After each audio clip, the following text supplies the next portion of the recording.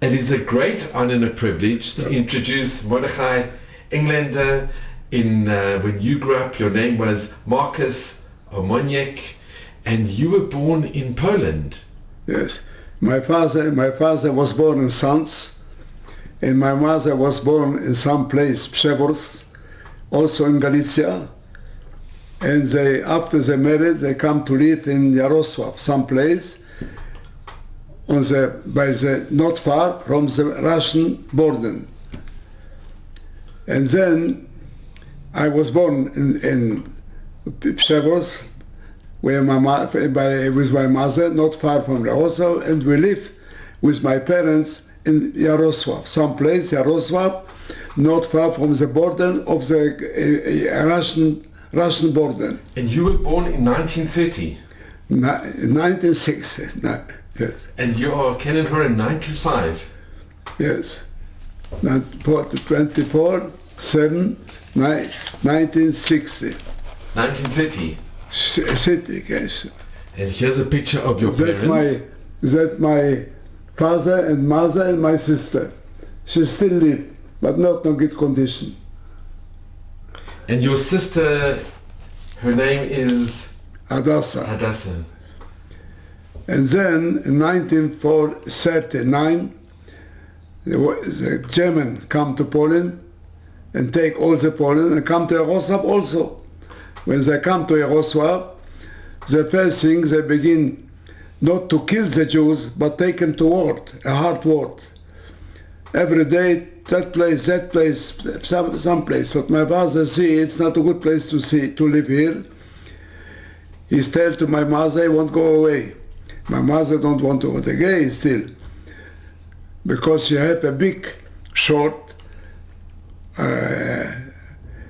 with textile things, and she want to take it out, but the Gestapo stamp a stamp on the store, and so she find some Goya, and with there she have a key, so every night she go on the other side and open and take out a little textile things, and then so she want to take out how much she want, and then we'll go also with the father. My father go on the other side, on the river. On the other side was a Russian, and go to the town Lvov. And every second day she sent a goy with textile to my father. So we do it 2-3 months, and my mother with me and together we live by one place with a Goya, not far from Jarosław, in the end of the city. She finds some Goya, we live there. And my father take a look that begin too hard to live there with the German. But my mother come to do nothing and come to me. I don't want a textile, I don't want nothing, I want to come to me. So the first thing I sent the son with somebody once, and I will go a week later. She want to take another week. You know, maybe if she do more than 1 week, 2-3 weeks, sometimes after the war, she go to see the Goya, the Gestapo kill him. Sometimes they find them. They see it's somebody take things.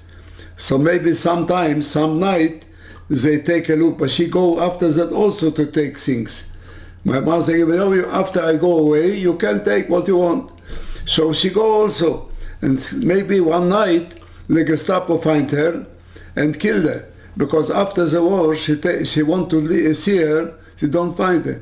If my father don't ask when my mother to go back away, maybe she will take another month, and sometimes the Gestapo will find her. So will kill her also. And the 2 children will stay alone with the Goya, who know what to be with them. So she sent the son.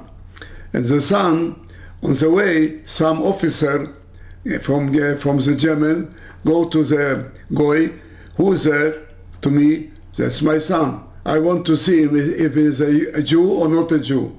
But this is my son. He began to cry. He loves him. He wants to see if I'm a Jew. And the paper asked him once, two, three. Then the officer said, go away. It was a miracle. If you want to see it, so take me away and show it. If they would take off your pants and they would see that you were Jewish. Okay. And the guy also. Maybe They would kill as well. Yeah.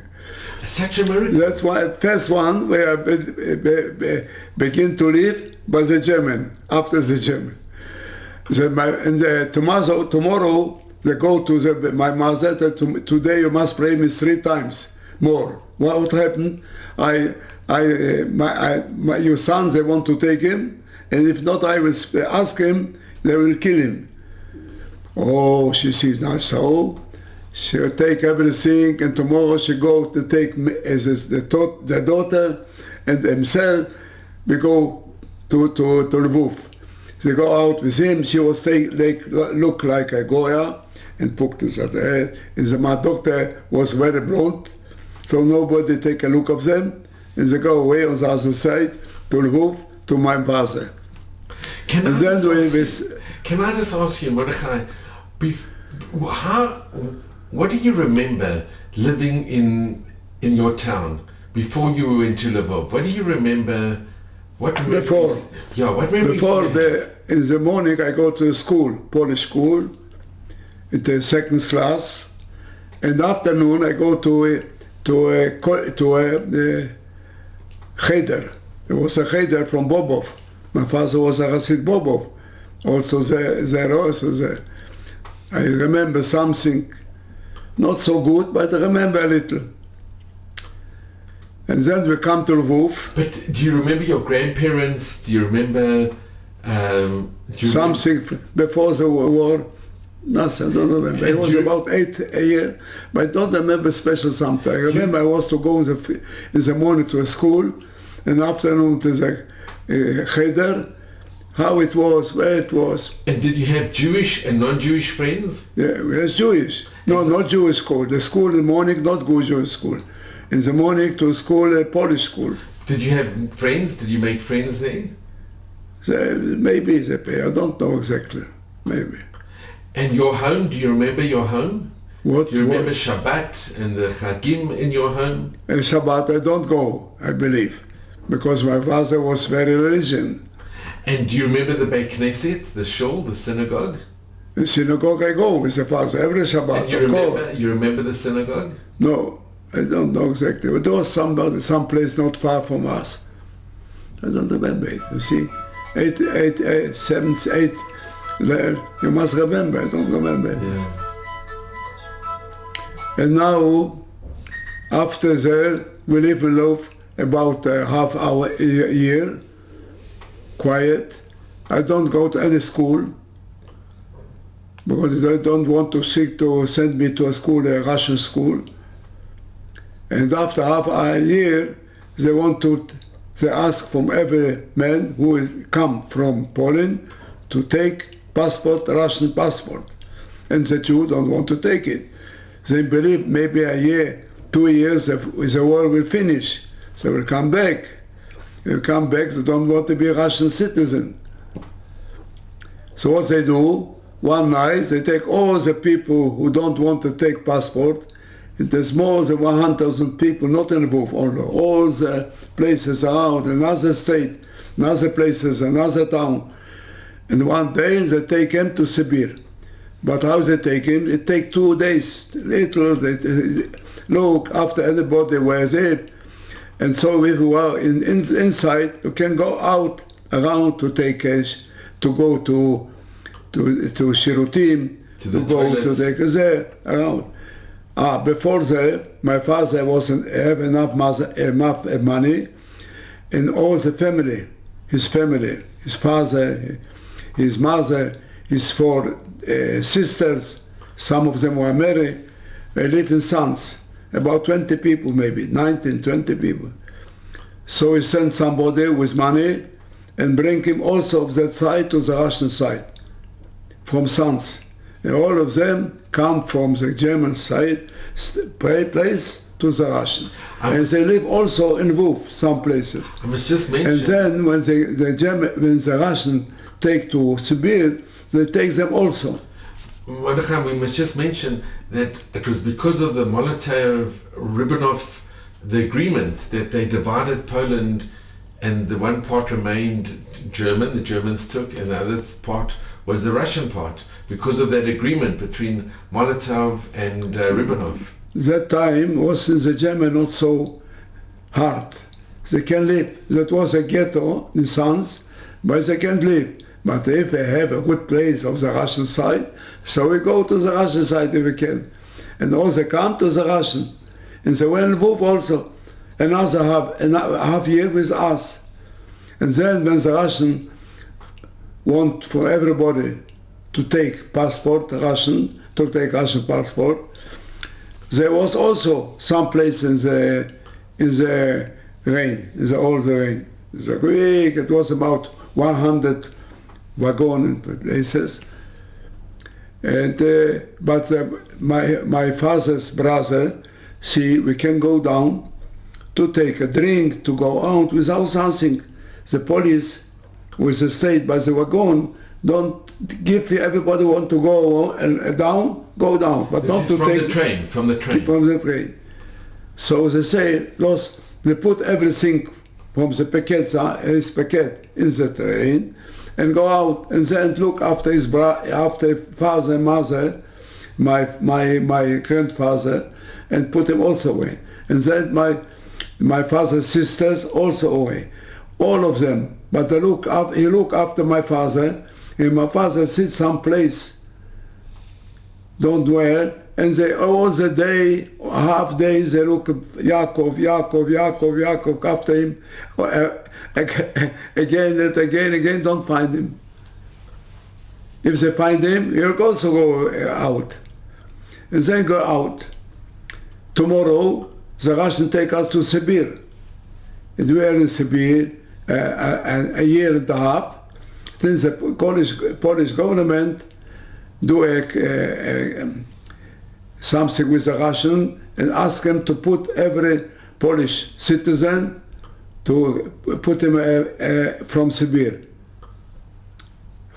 free. And meantime, my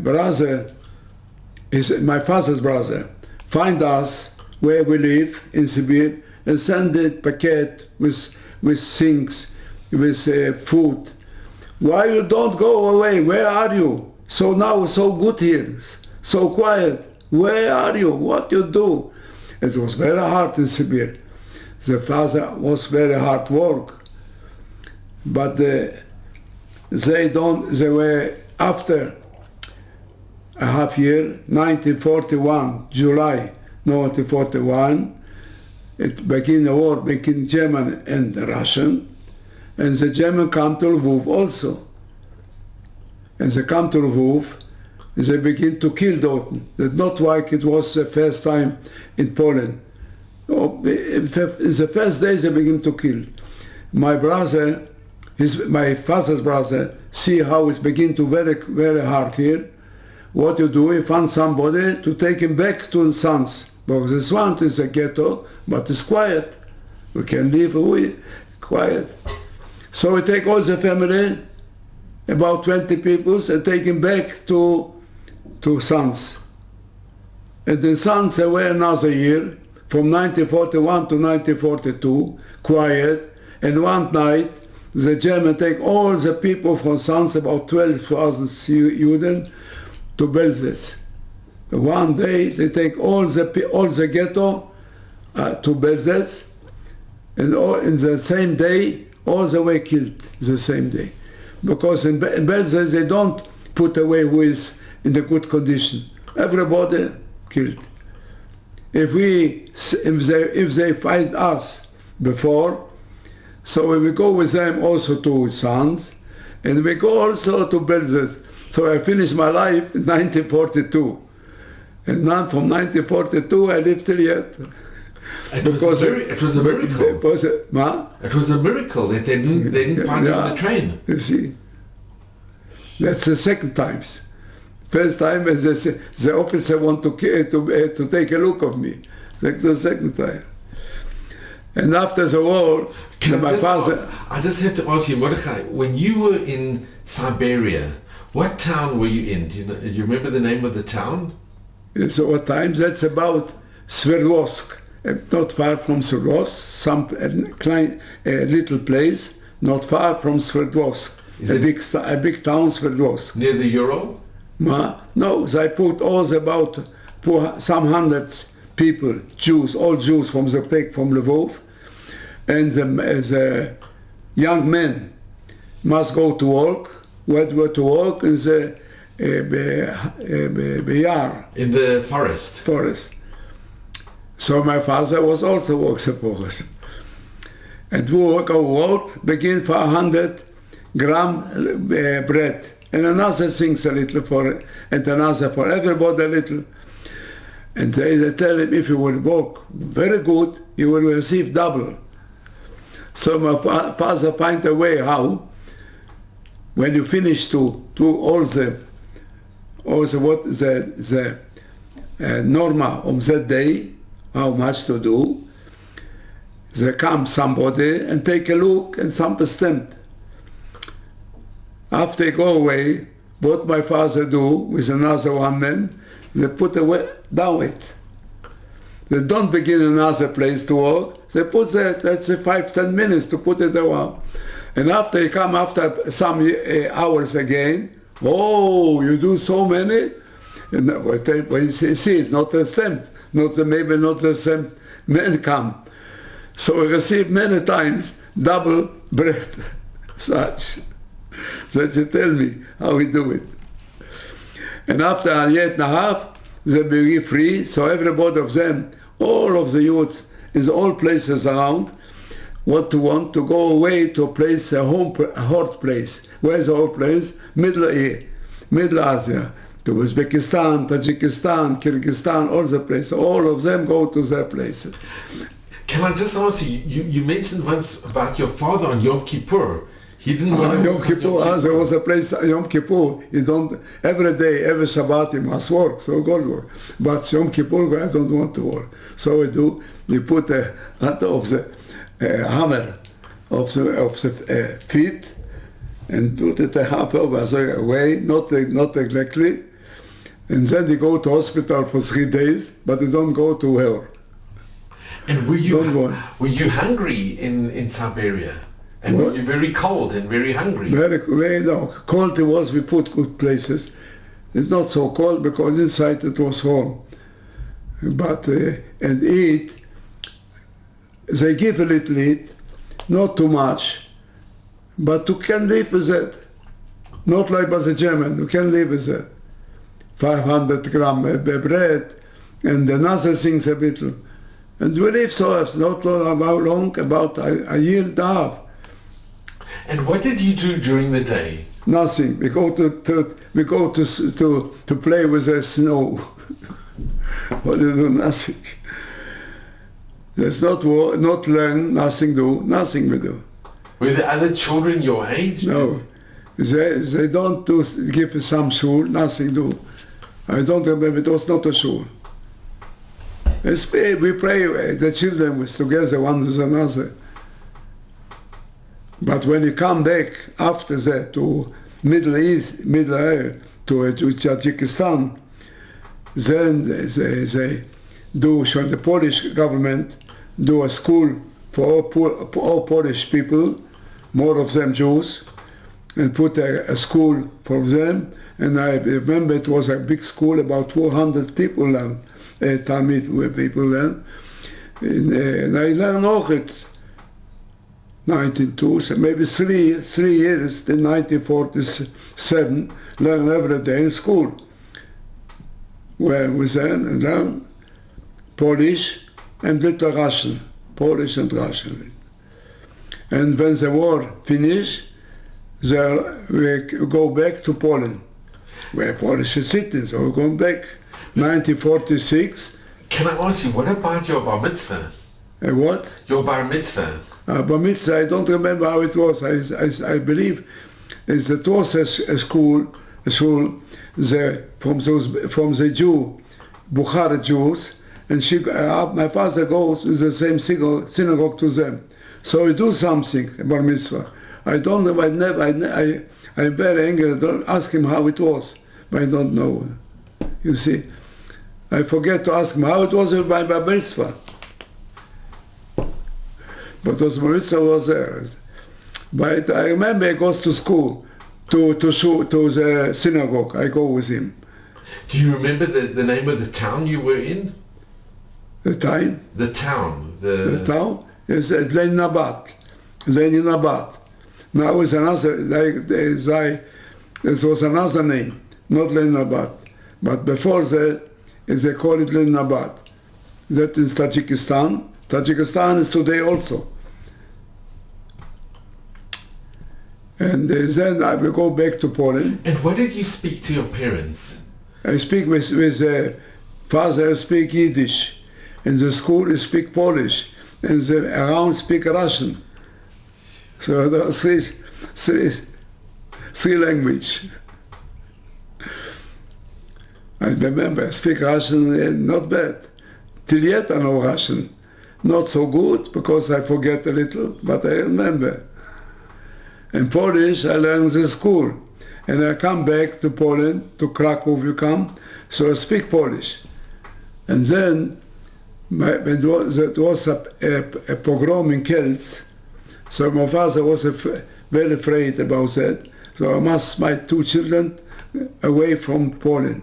Who knows what will be? It's a pogrom. And so the pogrom was after the war. It happened after the war, a year after the war. It was in You 46. see, in the German, after the war, and no one Jew was killed. In the Poland, after the war, maybe thousands of Jews were killed by them. Where they found a Jew and nobody sees them, they kill him. Many Jews were killed in the Poland. In one place, what they do, the same things what had happened 200 years ago. The Jews, some little goy, they don't find him, so they kill him to take blood for the Matzot. And they do a pogrom, about 40 Jews were killed there. That happened about 1946, about this last something there. And so we send with Aliyat HaNoar, with a Brecha, the Haganah, do it, take who won't go away, so I take about 50 children, about 14, 15, 16 years, and go away from Poland. So we go one night, we go by the border to Czechia, from Czechia to Austria. In the Austria, there were places where they put him, keep him in some places, some central places. And there we were, from there, where we go, first time I go with Mizrahi, and the Mizrahi in Austria, most of them were from Hungarian. They don't speak only Hungarian. So we were about 5 children, Polish. We see on another place, not far, there are Polish children, so we go to them. And they take us to Belgium, to Antwerpen. And we were in Antwerpen another half year. In that half years, we learn a bisschen, they give him teachers, we learn a bisschen, not in the school, but we learn a bisschen. Yiddishkeit, something Hebrew, something we learn. And they come a group from Joint who want to go to United States. Some from the 50 children who were there go. About maybe 20, maybe half of them. And another one, no, we go to Palestine. We're going to go to Israel. Israel was not still yet, but not want to go to Israel. And I wonder, not want to say, if I go there to American, I will be an American citizen till yet. Who know how it will be? Who know? So I just stay, and about 2-3 months later, they take a ship, not legal, to Palestine, and the ship was called Todo Herzl, and those the ship they put from Marseille, about 2,500 people, and you come to no far from Haifa. Not far from Haifa, the English we come with about 5-6 ships around, and don't give it to go later, and put it down and take it to Cyprus, all of us. And we are in Cyprus about also 6-7 months. Till in Cyprus, but it was not bad. We received food from Israel, from Palestine, and also do nothing. A little learn, a little not learn, because go around the places. Do you know? We were close Do you remember in some the place, name? Do you but remember the name? in the inside, in the such places you can go out, but on the beginning to the place they put English soldiers. Can go away, don't go inside, but inside you can live quiet. And after half year... Mordechai, do you remember the name of the place in Cyprus, the camp? No, this was about 4-6 places. Where I was is a 6-8.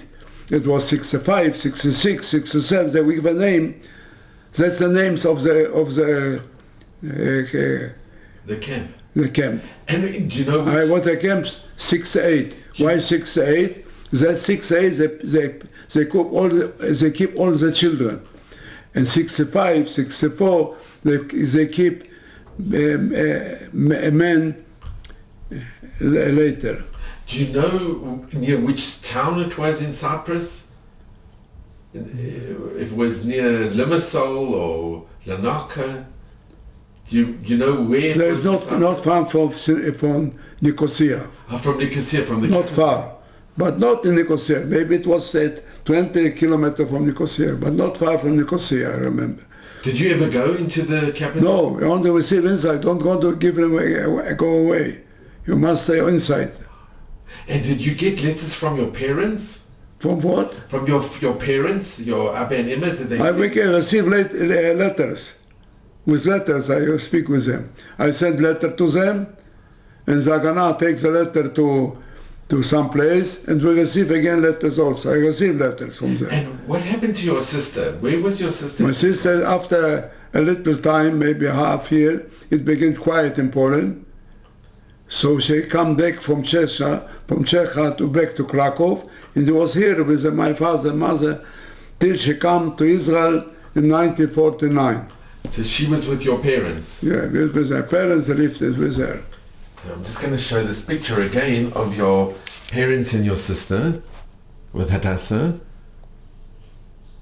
And in Cyprus, did you make friends with the other children? Were you teenagers now? You were friends? We live in a barracks someplace, about 40 children, and by the day they give them little to learn something Yiddishkeit, something mathematics, something Hebrew, a little. We learn a little.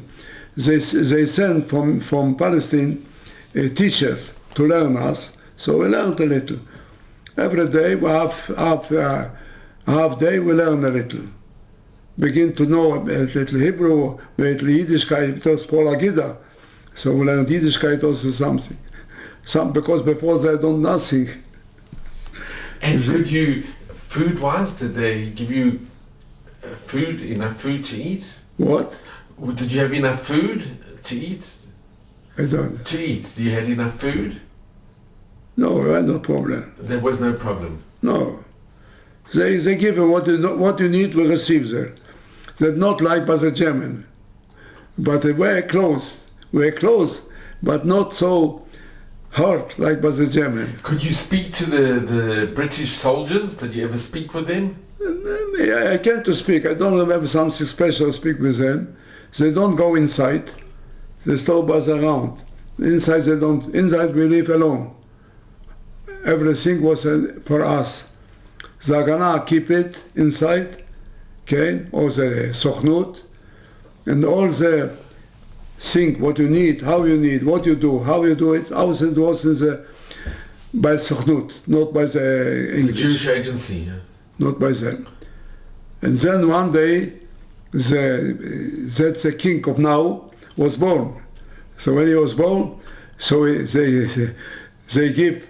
The England give 2,000 certificate for children 16 from 12 till 16 go to Palestine. That's King Charles when he was born. Okay. And we come to Israel about when it was in December 47. December 47. We come to Israel. To Israel. Before, not Israel still. It's Palestine. I remember I see the English go inside in Bnei Brak. When I come to Bnei Brak, to Ponivesh, every day they go with a tankim, with tanks by the street in Hobra Kiva. They go around, the English. And when you came to Haifa, and you first came and you saw Eretz Israel, how was the feeling? How did you feel when you saw Eretz Israel? I feel good, better. But I remember in Cyprus, I was more eat when I was here, because I come to Ponivesh, they don't have enough eat. So they give us every day bread how we want, but another things not. In Cyprus we receive everything. They became more things. They tell us, when I came to Ponivesh, there was some woman who take, we have not enough money to give every day beitza, so you receive every day 7 zaitim. 7 zaitim is like 1 beitza. That's 7 and 1 a week you receive a beitza. And of Shabbat we receive food, basar. A bit of meat. Yeah. And there was and I begin to learn a bit of Yiddishkeit, to understand by God, no, nothing. But Rav Kahneman, you see, we are about 40, 50 children, we do nothing, so bring us a teacher to learn Hebrew, he bring a teacher to learn mathematics, we bring the teacher to learn swim. There was a bricha. A swimming pool. Meantime, that time was a bricha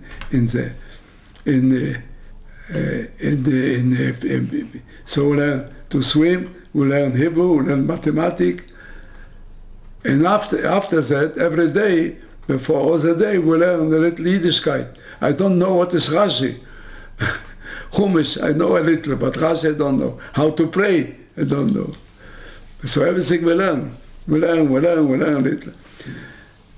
And so I was in Ponivesh till I was about 19, and then we received about, we were 5, 6 children. We don't want to stay, especially don't want to go to the army. And they go about 5, 6 children, about begin 18, 19, we're going to go to the army. So we go to the army. I just want to ask you, because you told me before that the Chazan Ish, he needed a minion. Chazan Ish, the Rav Kahneman sent them many more to Mincha. In the morning, we have a minion, but the Mincha have not a minion. So send the children go to Chazan Ish, down, it's about 20 meters to go. He left down by the yeshiva, go be a minion. But it was not a minion, but a Mincha. And do you remember the Chazan Ish? I see him, of course, yes. There's a little man, he wears two rooms, little rooms. It was not a room, it was a barak, I see it was a mita when he sleep. It was like a little mita. Very modest. And Rav Shach, do you remember Rav Shach? Where? Rav Shach. Watch up. Rav Shach. Rabbi Shach. Rav Shach, and remember, Rav Shach was, maybe he was all learned. I don't learn by him. He learned with a big yeshiva. I was with a little yeshiva.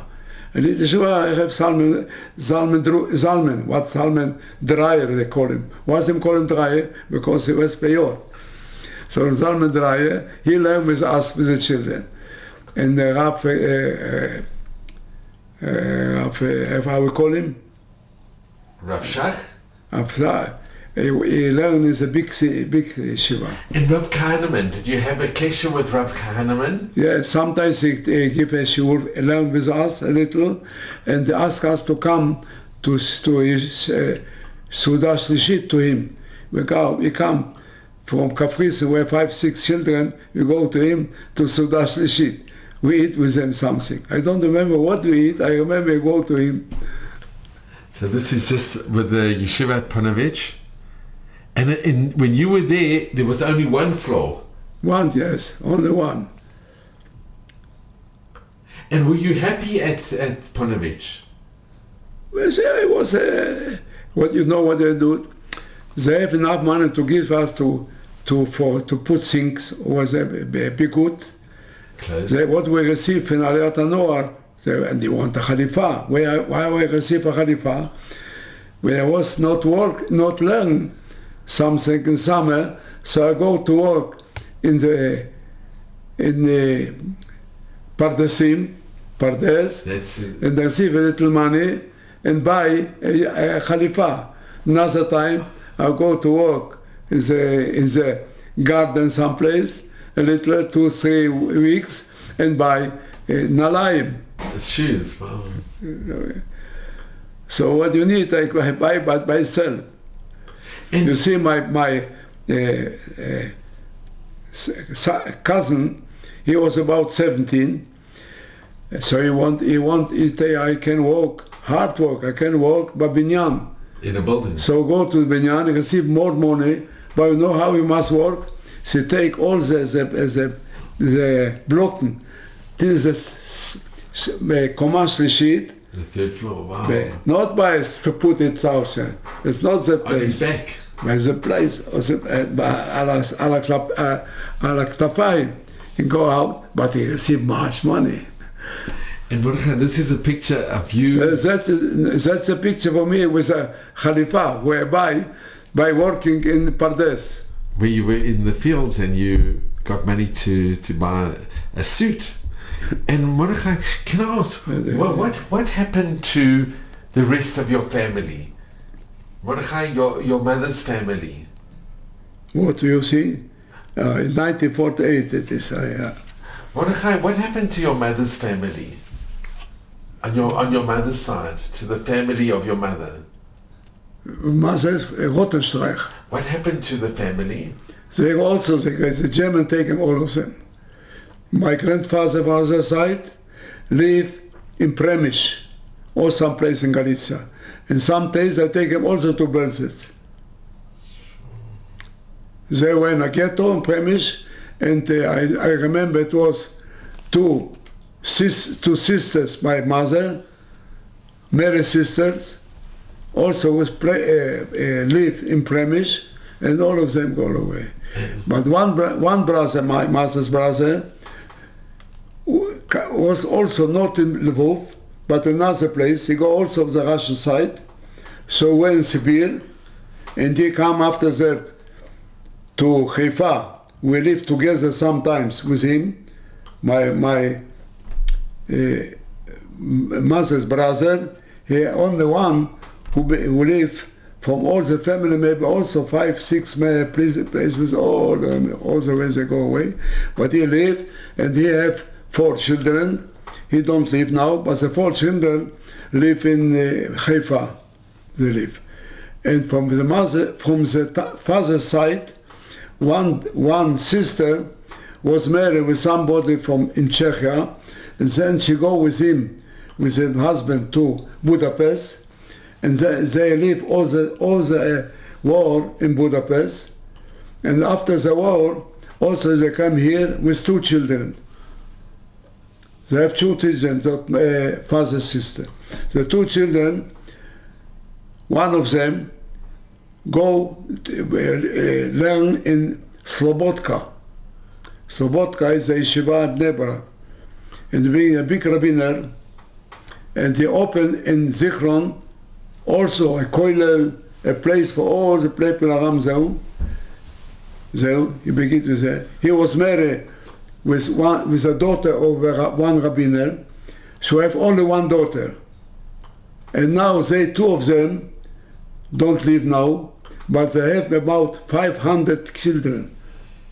Five or 500. Well, all of them 10 children, 10 children. He was the son of the father's sister, have 10 children, and all of them were very religion.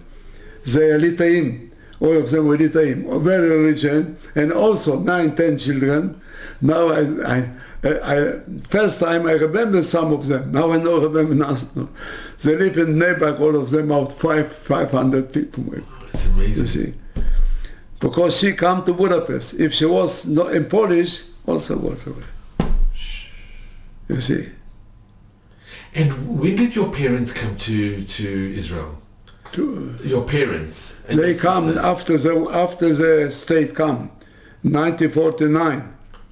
They come to Israel after the war, and after the state come, we have Israel. So they come from Poland to Israel, not to Palestine, to Israel. They come here, and they live the first time in Haifa. Then for Haifa, my father don't want to live in Haifa because it's not enough religion. I don't have place where to live, and he's a Hasid Bobo. So we go from Haifa, go to Bnei Brak. And I have to ask you, when you saw your parents and your sister, how was the encounter when you met them? When I was here, as I was there. And when they came to Eretz Israel? I a half year, because I go to army, I go out from the yeshiva and live in them in Haifa together. But when and then I go, after half year, I go to the army. But when you saw your parents and your sister, no. After so many years that you'd been separated, you must have been very emotional. I don't see them about 4 years, something about. But when you saw them for the first time, I don't remember how it was. Maybe a good kiss in both of them. But I receive letters of them every time. And that's the life. That's the life. Mordechai, what do you remember of the War of Independence? Were you in the army during the War of Independence? Where? In 48, in the war. In the war. No. Were you? Where were you in the war? Who was they? You. What were you doing in the war? In the war I was before. I want to go to the army, but it's not in 17, so I don't. It's not the time to go to the army. When I go to the army, I was now after 18, so my parents come, so I don't want to take immediately to go. It's why the war was finished. I think the war was 1948, finished the war. By the war I've been in yeshiva, and after that, when I begin being about 18, so my parents come, and I go with them to Haifa, and after a year, I go to the army after the war. That's I go to army after the war. The war was finished with Arab. And by the war I don't be, because first I was in the yeshiva, but it's not the time. I am not enough 18. I was 17. And was Rav Kahneman, did he encourage you to go into the army? Yes, you don't do nothing about it. If you want to go, go. It's amazing. And if you want to go to the army, go. Do you remember in Ponovich, they put the flag on Yom Ha'atzmaut? Till yet. They do it to this very day, that they put the flag in Ponovich. The Kahneman tell all of them, every Yom Ha'atzmaut to put the flag.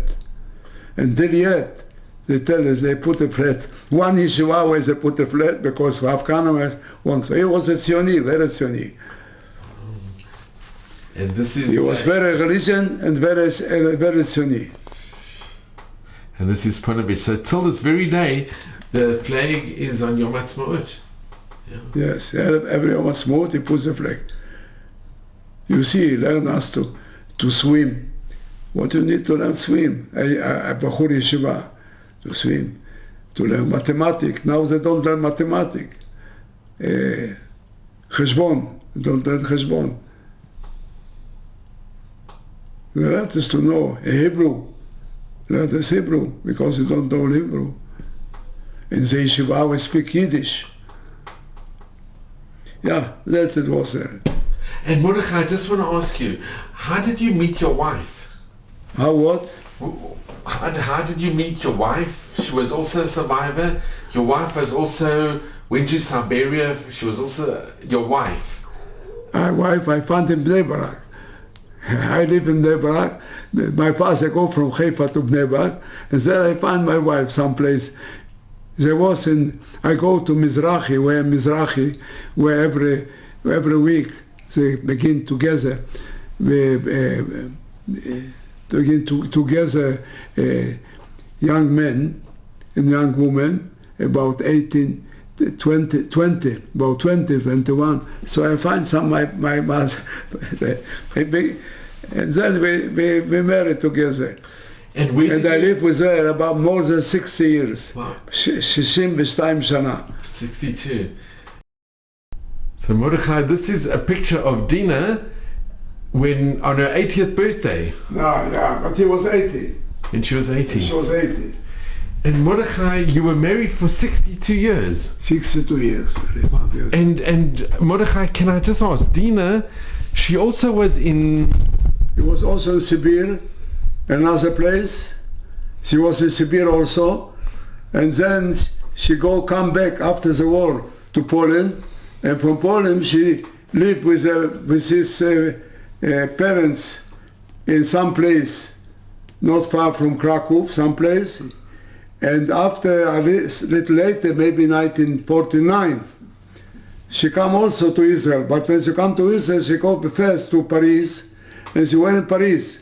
And then in Paris comes the big rabbin from Israel, Rav Herzog. That's Rav Herzog. And wow, this is Rav Herzog, and her brother is. He learned some yeshiva ktana. So do a picture with a. And where is her brother in the picture? Is a picture. He was in the learned some yeshiva ktana, some place in Paris, a half years, till they come to Israel.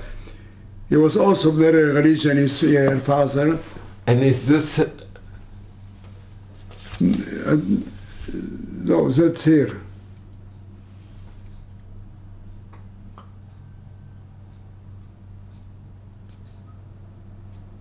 No, that's one. They're holding the Sefer Torah. This holding the Sefer. That's her brother. What was his name?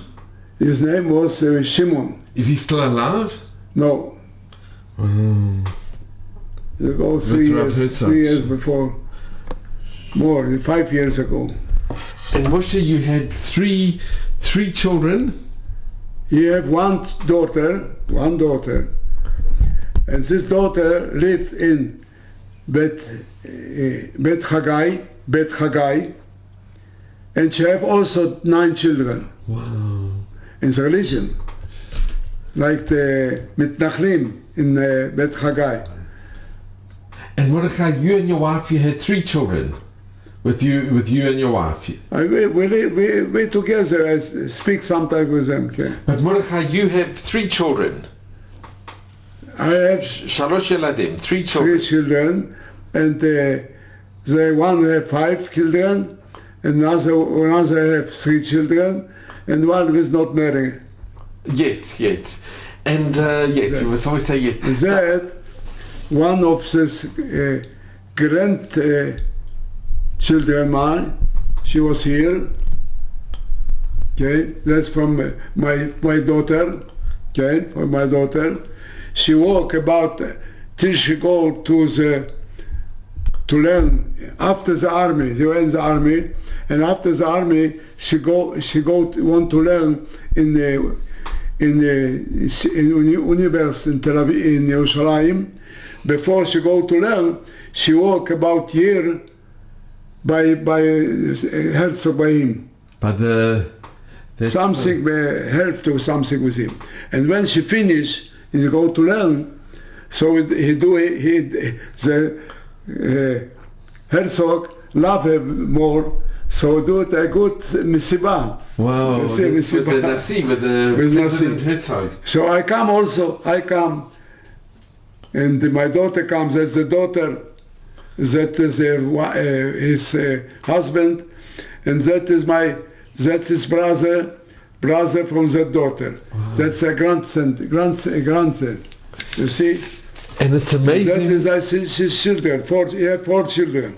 He was a half sergeant in the army, and finished the army. So he worked sometimes in high tech now.